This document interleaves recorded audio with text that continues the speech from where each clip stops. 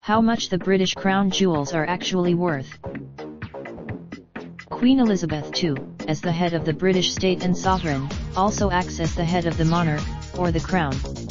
The crown owns one of the most widely viewed pieces in the crown jewels is Street. Edward's crown. Her Majesty only wore this Street. Edward's crown, created in 1820, the jeweled sword of offering, is not as old as some pieces in the crown jewels. King George. Officially, the crown jewels are. They are not insured. At her coronation on June 2, 1953, Queen Elizabeth wore both this Street. Edward's crown, originally commissioned as a crown for Mary of Modena, consort of King James II, for his coronation in 1685, this crown of state was made with an array of large diamonds.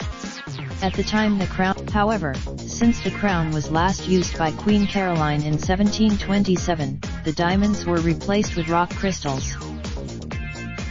The government of the Transvaal in South Africa gifted a spectacular African diamond of more than 3,000 carats to King Edward VII as a birthday gift in 1905.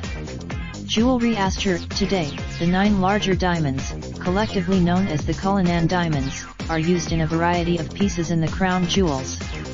2 stones are Cullinan I, which is 530.2 carats and remains the world's largest top-quality white-cut diamond, was placed in the sovereign's scepter with cross in 1910, for the scepter had been used at every coronation since Charles II's in 1661. The Cullinan I. Charles I had to replace many crown jewels after Oliver Cromwell had them destroyed in the mid-1600s. After returning to the sovereign's orb, which dates to 1661, is a hollow gold sphere with a band of emeralds, rubies, and sapphires.